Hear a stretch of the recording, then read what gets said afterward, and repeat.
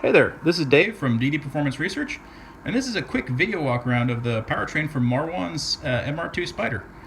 This engine is a Toyota 2ZZ GE engine, originally in the Celica Matrix, also in the Lotus Elise and Exige. The first thing I'm going to feature here is his brand new custom exhaust. We just finished this, so it's the newest edition. It starts at his turbo. It's a Garrett GTX 35R twin scroll. It sits on top of a custom top mount DD Performance Research manifold we built for it.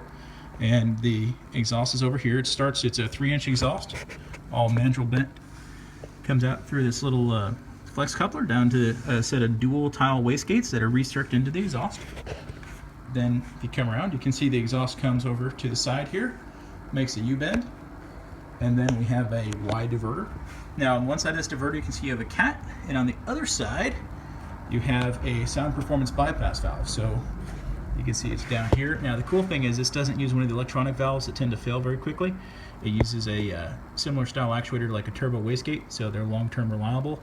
And it goes from that bypass valve to this the Y pipe right here, and then from that Y pipe it goes directly to the exhaust tip. So when the bypass is open, it'll be exhaust going directly from the turbo to the tips right there, dual top-mounted tips.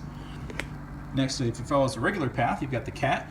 It comes around into the bore muffler. It's a single inlet 3-inch dual outlet 2.5, and then it goes to the same top mounted tips. The tips exit out the middle of his deck lid in a rear facing direction.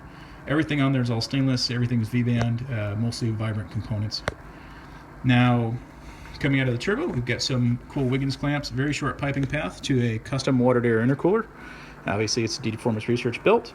Has an integrated reservoir, features a Garrett 1,000 horsepower rated core. Motor is expected to make probably about 500 on pump gas and maybe 650 to 7 on race gas on C16, but we always overbuild on the cores a little bit. So then you get charge piping, custom intake manifold with the drive-by-wire Tundra throttle body on there. Two cool things about this intake manifold: it is considerably longer than a normal intake manifold.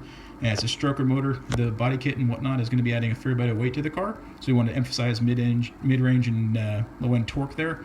And then the second set of injector bungs you see here are for a whole second fuel system. So the primary rail will have 1,000cc injectors, but that secondary rail will have 2,000cc injectors for the C16, and should be able to easily support his 650 to 700 horsepower goal. The motor itself is fully built. Starting at the bottom end, it has ACL bearings and a Toto oil pump gear. It has Corilla Pro H rods with the carb bolts. It has Wiseco low compression pistons with a special HD wrist pin we had built for it. And then it also has the fully ported head, obviously ported and polished here at DD Performance Research. Has a Freya valve train. Valve train is rated at 12,000 RPM, but this engine is only expected to spin into the 8,000 range. And it also has the Piper cams on top of it. So, one last feature: it does have a brand new E153 Toyota transaxle with a limited slip differential, and it's getting a custom RPS dual carbon twin disc clutch. So pretty awesome setup. It looks pretty amazing. It should sound pretty amazing, and we're very much looking forward to more updates as we progress with the car. Thanks.